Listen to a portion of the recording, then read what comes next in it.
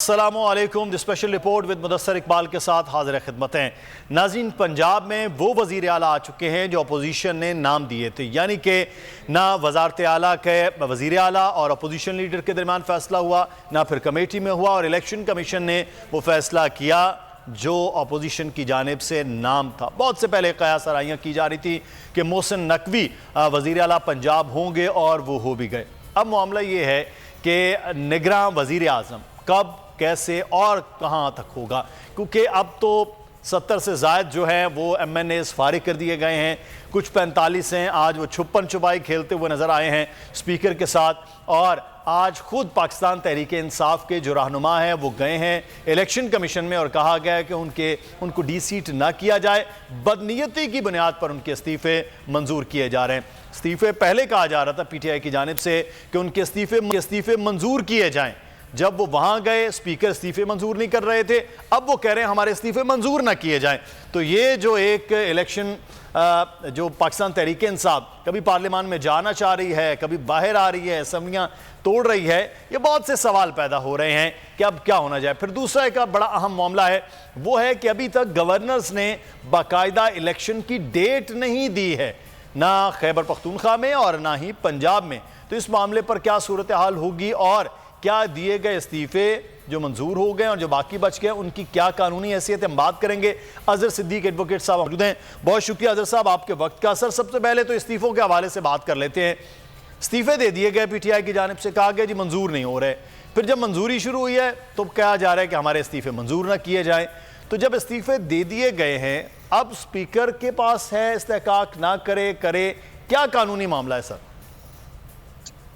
बहुत शुक्रिया मुदस्सर। स्पीकर तो एक पोस्ट ऑफिस भी नहीं है असूली तौर पर। ऊपर ना स्पीकर है तो 2-3 चीजें देखनी होती हैं कि क्या इस्तीफा जो है वो वॉलंटरी है आइन के तहत और रूल्स के तहत, और क्या किसी प्रेशर के हाथ तौर पर तो नहीं दिया गया है।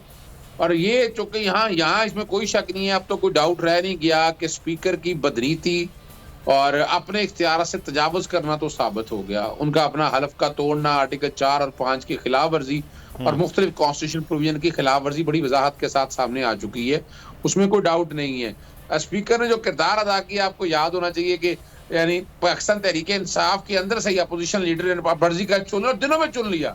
यानी आप अंदाजा लगाएं कि इस्तीफे अब मंजूर किए हैं। आप अंदाजा लगाएं, खुद कॉल ऑफ फेल में तदाद आ गया कि पहले गालबन 9 जनवरी को किए, फिर 17 जनवरी को किए, तो 70 के करीब इस्तीफे तो आप मंजूर किए हैं। तो ये 70 अगर ऐड करें तो राजा रियाज तो वजीर बन ही नहीं सकते थे, अपोजिशन लीडर बन नहीं सकते थे ना। अभी भी उनको सिर्फ बचाने के लिए किया जा रहा है, और ये जमहूरियत रवायत का पाकिस्तान में जमहूरियत का मजाक उड़ाया जा रहा है।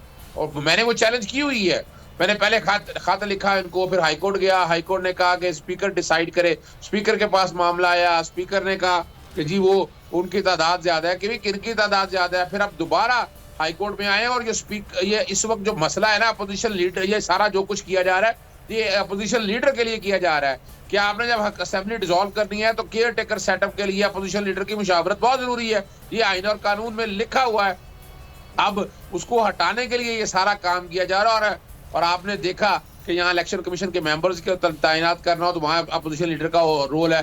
फिर आपने चेयरमैन नैब जो आपने मर्जी का लगा दिया है मिलाकर, और वो उस अपोजिशन लीडर का जो अपोजिशन लीडर है नहीं है। तो यहाँ जो है ना, अब जो आगे जाने वाली चीजें हैं वो बड़ी तकलीफदेह बातें हैं। स्पीकर को गैर जानिबदार रहना बड़ा जरूरी है, लेकिन स्पीकर यहाँ गैर जानिबदार रह नहीं गए और उन्होंने अपना हलफ तोड़ दिया, और उन्हें असूली तौर पर तो मुस्ताफी हो जाना चाहिए, बाकी मामले छोड़ दें। अब आते हैं अगली बात की तरफ कि और मैं ये पहले दिन से कह रहा हूँ, मैं जैसे अप्रैल से जब ऑपरेशन रजीम चेंज के जरिए मामला आया तो उस वक्त मेरा इख्तलाफ ये रहा कि असेंबलियों में रहना चाहिए और इसलिए रहना चाहिए कि अपोजिशन लीडर आपके पास आए। अपोजिशन लीडर का बड़ा अच्छा, मैं अजहर साहब बात करते हैं, बड़ा इंपॉर्टेंट पॉइंट आप बात करें।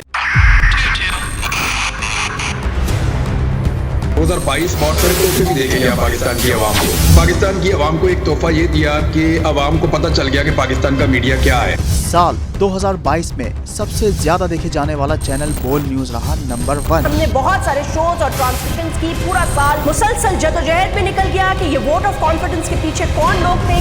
तोड़े रेटिंग के सभी रिकॉर्ड। सोशल मीडिया पर भी सबसे ज्यादा तेजी से 2.4 बिलियन व्यूज का संगे मील अबूर किया।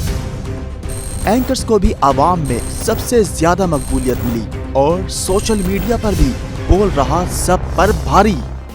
सब्सक्राइब करें और बेल दबाएं ताकि कोई खबर रह न जाए।